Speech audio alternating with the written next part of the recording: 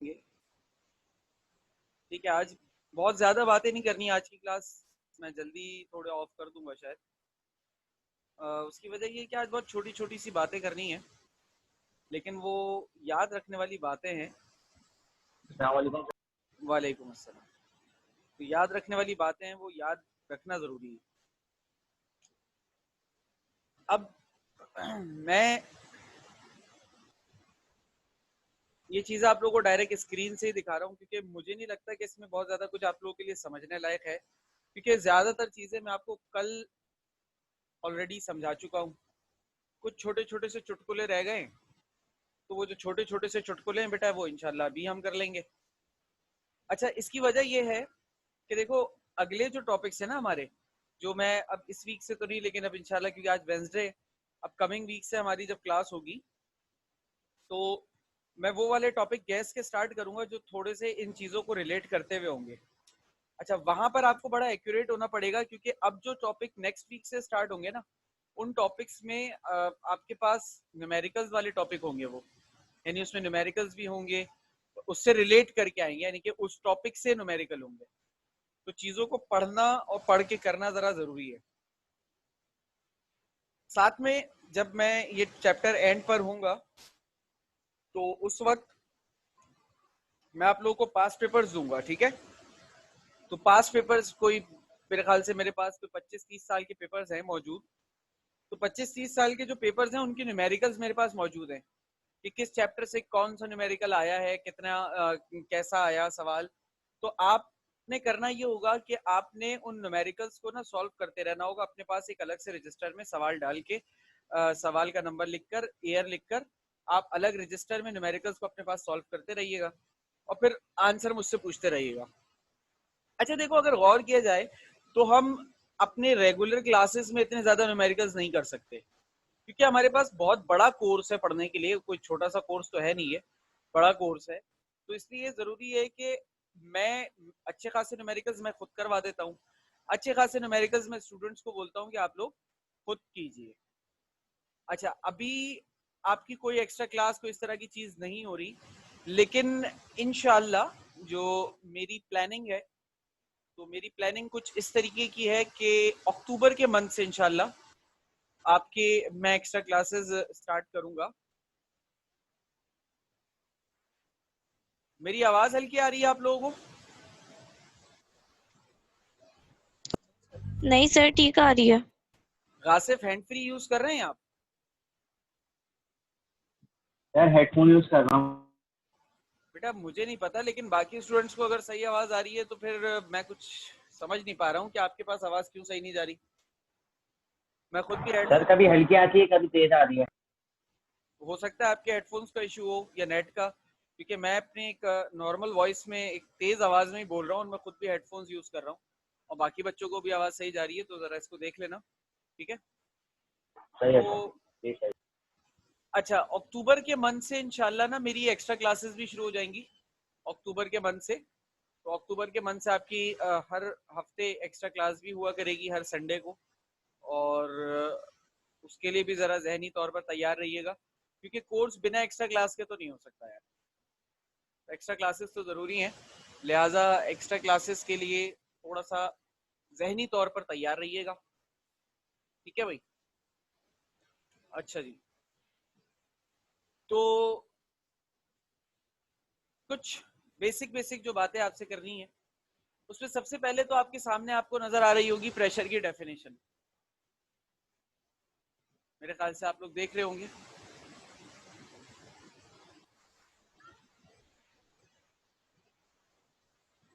Pressure की definition सबसे पहले आपके सामने है। The force per unit area of a gas is called pressure. कल भी मैंने काइनेटिक मॉलिक्यूलर थ्योरी जब समझा रहा था आप लोगों को, तो काइनेटिक मॉलिक्यूलर थ्योरी के दौरान भी मैंने आपको समझाया था कि प्रेशर क्या होता है और कैसे एग्जर्ट होता है।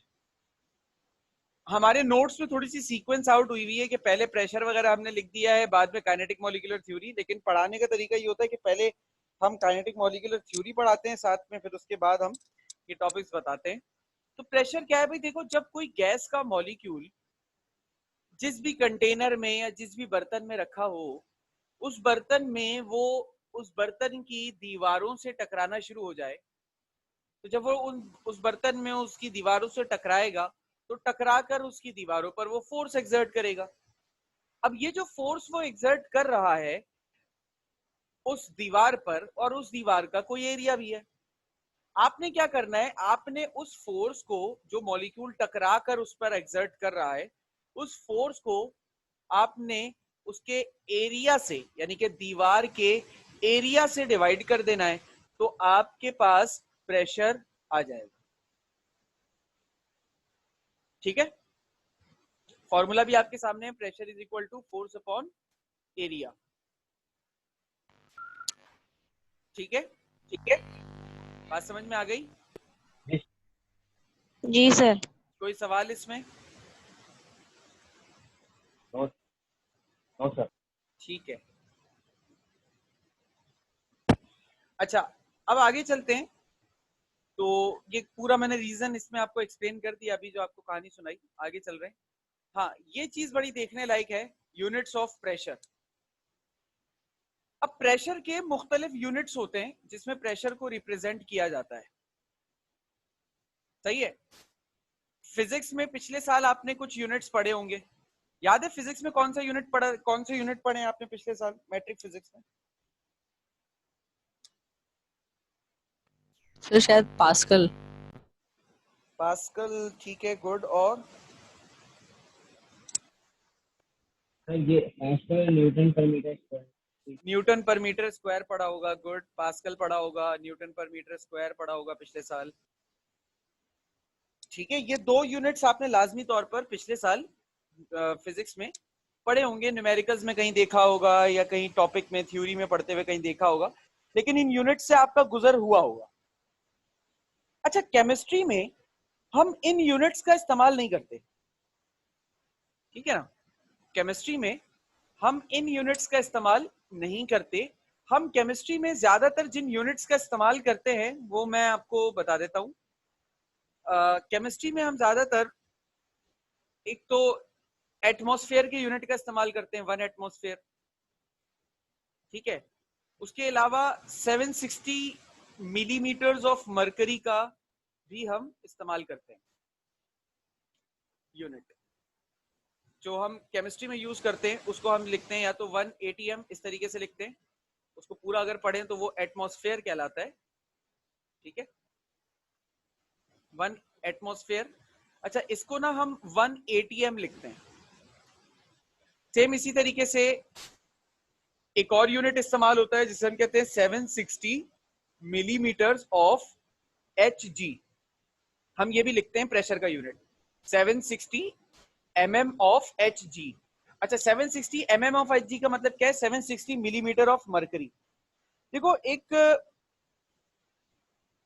एक्सपेरिमेंट किया गया जिसे जे ट्यूब एक्सपेरिमेंट कहते हैं, जो अभी मैं आगे चलकर आपको समझाऊंगा। अभी जब बॉयल्स लॉ पढ़ाऊंगा तो बॉयल्स लॉ में इस जे ट्यूब एक्सपेरिमेंट को समझाऊंगा कि प्रेशर को मालूम कैसे किया गया था।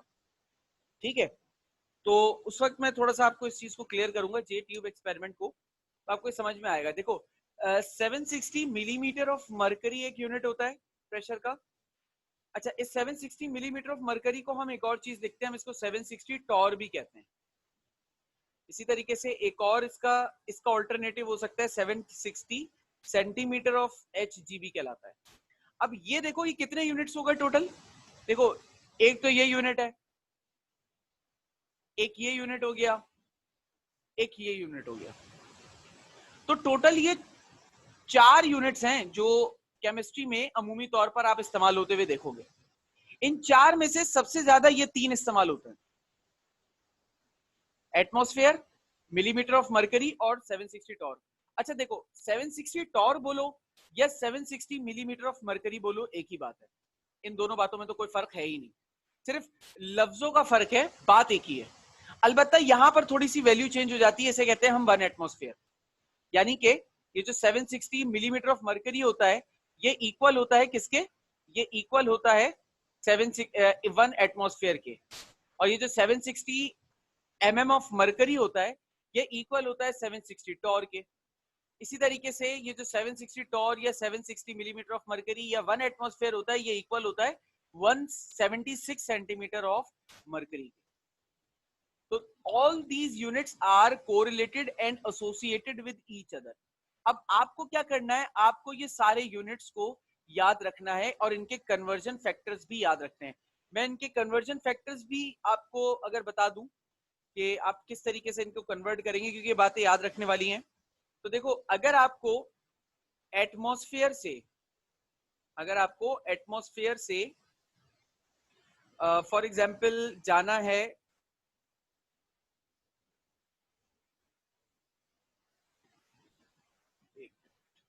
अगर आपको एटमॉस्फेयर से जाना है, मान लीजिए मिलीमीटर ऑफ मरकरी पर, ठीक है, या फिर टॉर में, ठीक है, तो आपको क्या करना पड़ेगा, आपको मल्टीप्लाई करना पड़ेगा, ठीक है, आपको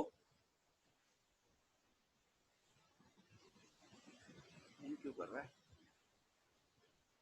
आपको मल्टीप्लाई करना पड़ेगा इसको 760 से, ठीक है, आप इसको मल्टीप्लाई करेंगे,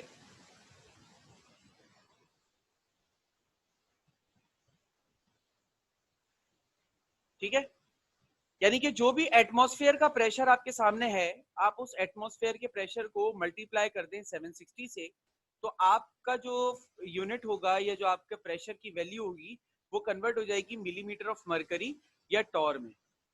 अच्छा, अगर मुझे बताओ, अगर मुझे उल्टा करना हो, यानी कि मिलीमीटर ऑफ मरकरी या फिर टॉर से अगर मुझे यूनिट को कन्वर्ट करके लेकर जाना हो एटमॉस्फेयर में, तो क्या करूंगा, कोई मुझे बताएगा? Divide by 760। यानी कि इसका उल्टा करना है, तो मुझे क्या करना होगा बताओ? Divide by 760।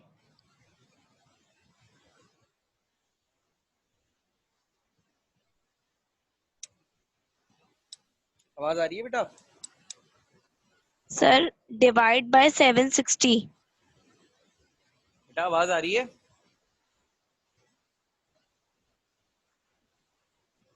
जी सर, आ रही है आवाज।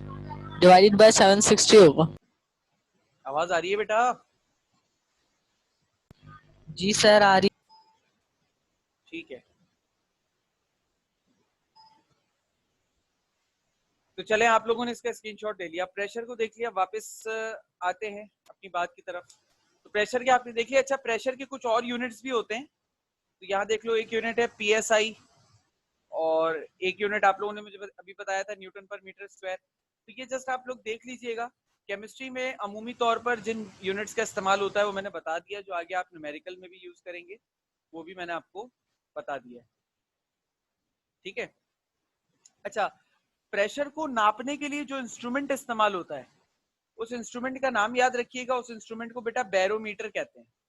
एमसीक्यूज में अक्सर और बेशतर ये पूछा हुआ होता है, कहीं ना कहीं, कभी फिजिक्स में आ जाता है टपक के, कभी केमिस्ट्री में आ जाता है, कहीं ना कहीं टपक के आ जाता है कि प्रेशर को नापने की जो डिवाइस होती है उसको क्या कहा जाता है। तो प्रेशर को नापने की जो डिवाइस होती है बेटा उसको बैरोमीटर कहा जाता है, याद रखिएगा मेरी बात, ठीक है।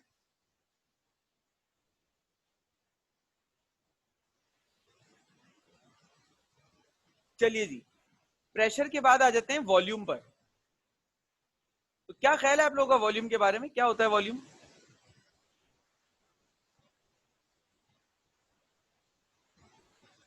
क्या होता है volume? What is volume? Sir space occupied by body. Space occupied by any body sir is called volume of that substance। किसी भी चीज ने जो भी जगह देखी घेरी हो सर, उस जगह को हम कहते हैं वॉल्यूम, उस चीज का वॉल्यूम, ठीक है। अच्छा, अब वॉल्यूम को मेजर करने के भी बहुत सारे यूनिट्स होते हैं, जैसे प्रेशर है ना, वैसे ही वॉल्यूम को मेजर करने के भी बहुत सारे यूनिट्स हैं। अच्छा, उन यूनिट्स में कौन कौन से यूनिट्स होते हैं? एक होता है डेसीमीटर, तो मैं शॉर्ट में लिख देता हूँ।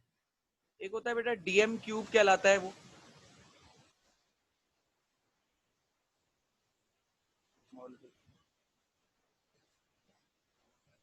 एक होता है बेटा डेसीमीटर क्यूब, उसके अलावा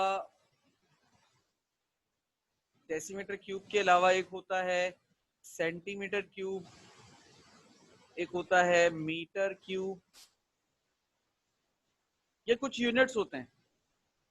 इसके अलावा आपने जो अपने कॉमन लाइफ में जो सुने होंगे, आपने सुना होगा मिलीलीटर ml, आपने सुना होगा लीटर कैपिटल L। तो ये कुछ यूनिट्स हैं जो इस्तेमाल होते हैं वॉल्यूम मेजर करने के लिए। इसके अलावा भी कुछ और यूनिट्स होते हैं, लेकिन फिलहाल हम उसका जिक्र नहीं कर रहे। अच्छा, अब केमिस्ट्री में सर कौन कौन से यूनिट्स का इस्तेमाल होता है? बेटा देखो, केमिस्ट्री में अमूमी तौर पर जिन यूनिट्स का इस्तेमाल होता है वो है मिलीलीटर और लीटर, और सेंटीमीटर और डेसीमीटर क्यूब, डीएम क्यूब और सेंटीमीटर क्यूब, ये इन यूनिट्स का इस्तेमाल केमिस्ट्री में होता है। ठीक है, इसमें हम लिख लेते हैं केमिस्ट्री में ज्यादातर इनका इस्तेमाल होता है, यूज इन केमिस्ट्री। न्यूमेरिकल्स वगैरह करने में आप अपने फर्स्ट ईयर के कोर्स में देखेंगे कि इन यूनिट्स का इस्तेमाल ज्यादा हुआ है, यानी कि सिर्फ एक यूनिट है मीटर क्यूब, जिसका इस्तेमाल एज सच आपके कोर्स में नहीं है। ठीक है, अच्छा अब आ जाते हैं कुछ इन यूनिट्स की इक्विवेलेंसी और कन्वर्जन फैक्टर पर। देखो, जो यूनिट डेसीमीटर क्यूब होता है ना, वो डेसीमीटर क्यूब लीटर के बराबर होता है। वो जो कोल्ड ड्रिंक लीटर हम पीते हैं ना, तो समझ ले वो 1 लीटर वाली बॉटल जो होती है ना, वो 1 डेसीमीटर क्यूब होती है, यानी कि 1 लीटर और 1 डेसीमीटर क्यूब एक ही बात होती है। ठीक है, सेम इसी तरीके से 1 सेंटीमीटर क्यूब और 1 मिलीलीटर, ये एक बात होती है। यानी कि अगर मैं कहूं डेसीमीटर क्यूब तो तो आपने क्या समझना है, आपने उसको लीटर समझना है। अगर मैं कहूं लीटर तो आप उसे डेसीमीटर क्यूब समझ सकते हैं। यानी कि दोनों बातें, सेंटीमीटर क्यूब से मिलीलीटर और सेंटीमीटर क्यूब एक ही बात है, और डेसीमीटर क्यूब और सर एक सवाल पूछे। जी बेटा पूछिए। सर हम सारे लिक्विड्स को लीटर में नापते हैं ना? नहीं बेटा, यूनिट्स तो बहुत सारे हो सकते हैं ना नापने के लिए, मतलब वो डिपेंड करता है कि आप, अब जैसे सिरिंज आती है, मैं मिसाल दे रहा हूँ, देखो सिरिंज आती है, सिरिंज देखी है ना, इंजेक्शन। सर जी सर। तो सिरिंज के अंदर जो मेजरमेंट होती है वो मिलीलीटर में होती है बेटा। तो असल में आप किसी चीज को कैसे मेजर कर रहे हो ये तो आप पर है, यूनिट तो कोई सा भी हो सकता है। लेकिन सर, लेकिन जब हम दूध वाले के पास जाते हैं तो हम उसे, हाँ अब्दुल रहमान बोलो, आवाज कट रही है।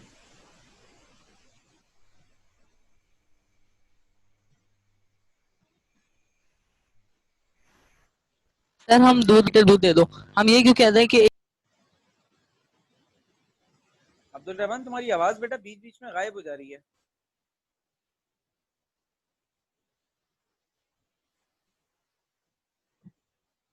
सर वो बोल रहे हैं कि जब भी हम दूध वाले के पास जाते हैं तो हम उसको 1 लीटर दूध कहने के बजाय 1 लीटर दूध देने के बजाय क्या क्या क्या, दोबारा बोलना गासिफ। जब भी हम दूध वाले के पास जाते हैं तो दूध कोई भी लिक्विड जो होता है लीटर में होता है ना, तो हम उसको लीटर में कहने के बजाय जैसे 1 लीटर दूध दे दो तो हम उसको लीटर में कहने के बजाय, आखिर की बात समझ नहीं आ रही बेटा, शुरू की समझ में आ गई। हम उसको लीटर कहने के बजाय ये क्यों बोलते हैं कि 1 किलो दूध दे दो। अच्छा अच्छा अच्छा, ये क्यों बोलते हैं कि 1 किलो दूध दे दो। बेटा ये अब्दुल रहमान आपको आवाज आ रही है बेटा?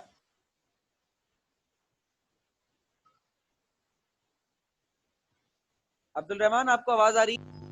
जी सर आ रही है। ओके ओके, अच्छा देखो बात ये बेटा कि ये जो हम कहते हैं ना दूध वाले की दुकान पे जाकर के उसको 1 लीटर बोलना चाहिए उसूलन, और हम 1 किलो बोलते हैं, तो बेटा ये तो सरासर हमारी जहालत है।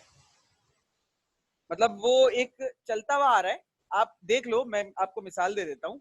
देखो, आप जब उससे दूध मांगते हो तो उसके पास एक जिसे कहते हैं एक जग होता है, उस जग से वो एक जग दूध निकालता है और आपको शॉपर में करके दे देता है।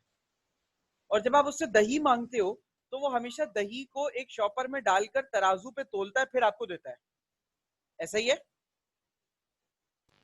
जी सर। तो ये चीज है, वो जो हम 1 किलो कहते हैं ना, वो हम गलत कहते हैं बेटा। होता वो 1 लीटर ही है, लेकिन वो हम पाकिस्तानी लोग, आई डोंट नो व्हाई, कि हमारे मुंह पे वो 1 किलो चढ़ा हुआ है, क्यों चढ़ा हुआ है इसकी वजह भी नहीं पता मुझे, लेकिन हम गलत कहते हैं। मैंने बहुत कोशिश की है, महत्तुल इम्कान कभी अगर दूध की दुकान पे जाता हूँ, दूध लेना पड़ता है, तो मैं उससे 1 लीटर बोलने की ही कोशिश करता हूँ, लेकिन कभी कभार ऐसा होता है कि मेरे मुंह से भी 1 किलो ही निकलता है, क्योंकि वो एक आदत होती है ना, बचपन से एक चीज डेवलप हुई भी होती है आपके अंदर। तो वो ये वाला सिनेरियो है। ठीक है? जी सर।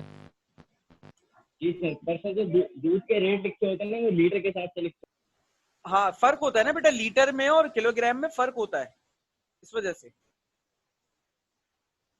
अच्छा जी, तो जो मैं आपको बात हैं। बता रहा था कि डेसीमीटर क्यूब और लीटर एक बात है, सेंटीमीटर क्यूब और मिलीलीटर एक बात है, ये बात मेरी याद रखनी है, ठीक है? अच्छा, अब अगर सर लीटर बड़ा होता है, मिलीलीटर बड़ा होता है? बेटा लीटर बड़ा होता है, मिलीलीटर छोटा होता है।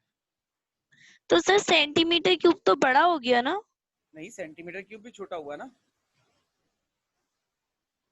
मतलब डेसीमीटर बड़ा होता है? डेसीमीटर बड़ा होता है, सेंटीमीटर छोटा होता है।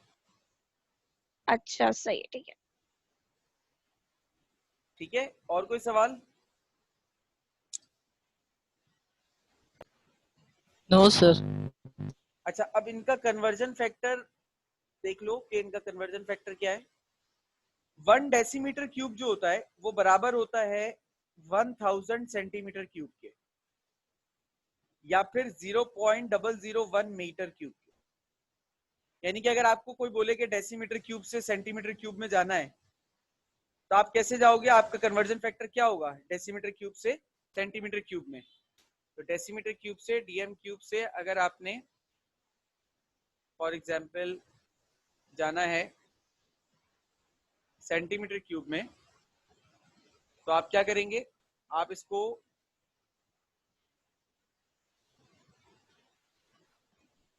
मल्टीप्लाई कर देंगे, जो भी डेसीमीटर क्यूब की वैल्यू होगी उसको मल्टीप्लाई कर दीजिए 1000 से, तो आप सेंटीमीटर क्यूब में पहुंच जाएंगे। सेम इसी तरीके से अगर आपको गेम उल्टा करना हो, यानी कि आपको जाना हो सेंटीमीटर क्यूब से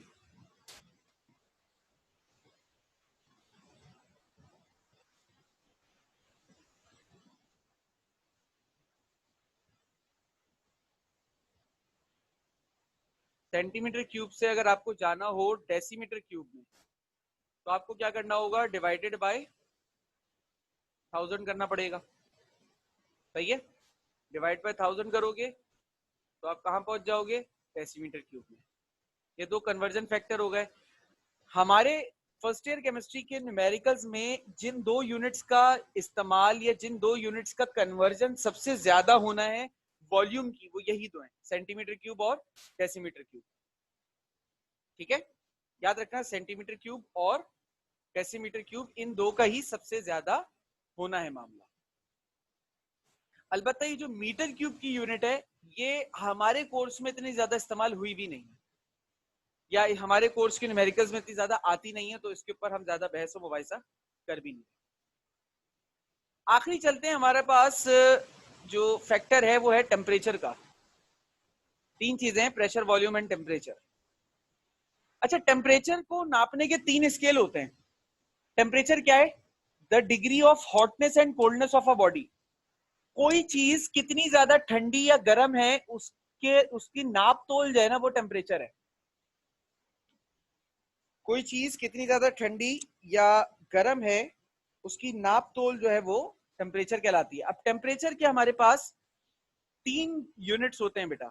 मैं अब टेम्परेचर के हवाले से बात कर लूं तो टेम्परेचर हमारे पास बेटा 3 यूनिट्स में होती है।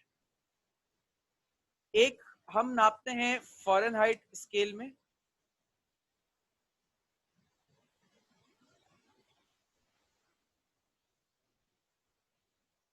एक होता है फ़ारेनहाइट स्केल जिसे हम कैपिटल एफ से डिनोट करते हैं। एक होता है बेटा सेल्सियस या सेंटीग्रेड स्केल। सेल्सियस भी कहलाता है ये, और सेंटीग्रेड भी कहलाता है, दोनों कह सकते हैं। और सेंटीग्रेड स्केल, इसको हम नापते हैं डिग्री सी कहते हैं इसको। इसी तरीके से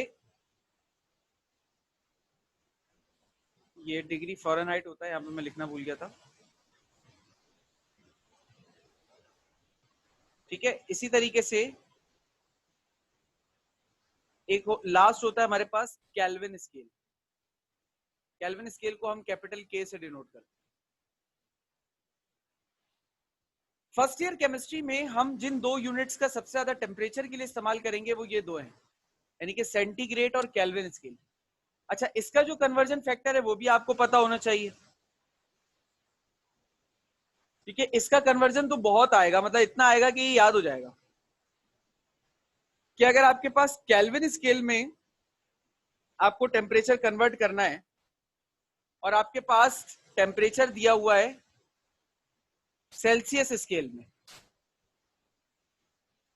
तो आप क्या करें, आप कुछ नहीं करें, आप सिंपली उसके अंदर 273 प्लस कर दें।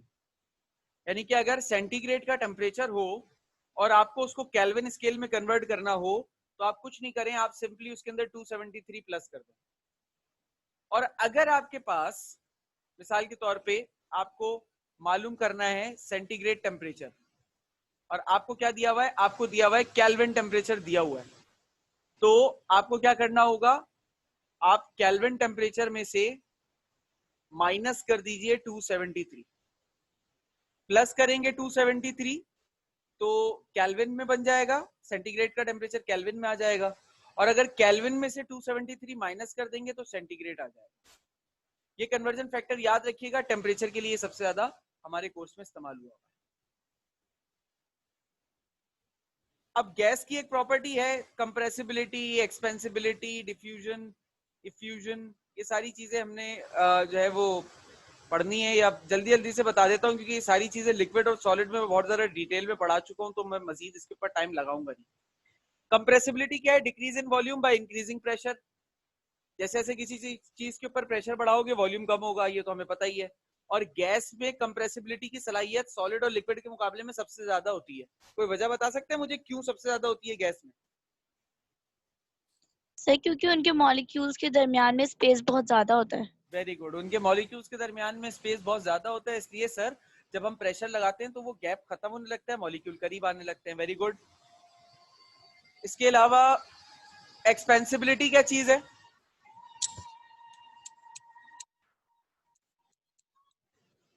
एक्सपेंसिबिलिटी क्या चीज है बेटा? एक्सपेंशन है बेसिकली।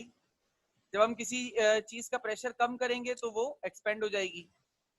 डिफ्यूजन क्या है? एक गैस का फैलना। देखो, एक रूम के एक कोने पे हम स्प्रे करते हैं, वो पूरे रूम में फैल जाता है, रूम स्प्रे, उसे डिफ्यूजन कह रहे हैं। और लास्ट में आता है इफ्यूजन। जैसे कि टायर में हवा भरी हुई है और उस टायर में अगर एक छोटा सा सुराख कर दें, पंक्चर कर दें, तो क्या होता है, सारी हवा निकलने लग जाती है, तो उस हवा के निकलने के अमल को हम कहते हैं इफ्यूजन। बात समझ में आ गई? बात समझ में आई बेटा? जी सर, जी सर। जी सर। अच्छा, कोई सवाल या कंफ्यूजन? No sir. अच्छा, ये कन्वर्जन फैक्टर्स मैं सामने कर रहा हूँ आपके, आप जरा इनके स्क्रीनशॉट्स ले लीजिए। ये प्रेशर और वॉल्यूम का है आपके सामने, जल्दी से ले। सर डिफ्यूजन और इफ्यूजन एक ही चीज नहीं हो गई? बेटा डिफ्यूजन में ना आप किसी रूम में, किसी स्पेस में किसी गैस को फैलने का मौका देते हो। इफ्यूजन में किसी स्पेस में गैस होती है और वो जबरदस्ती वहां से निकलने की कोशिश करती है, बस इतना सा फर्क है तकरीबन। मतलब समझ लें काफी हद तक कॉन्सेप्ट एक जैसा ही है, बहुत ज्यादा फर्क नहीं, बहुत बड़ा फर्क नहीं है कोई दोनों में। ठीक है, ठीक है सर। जी। स्क्रीनशॉट ले लिया बेटा?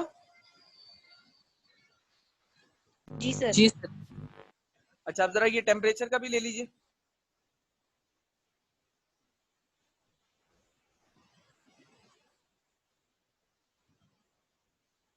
ले लिया? ले लिया सर। चलें ठीक है बेटा, फिर बाकी बात इंशाल्लाह आपसे नेक्स्ट क्लास में होगी। अल्लाह हाफिज।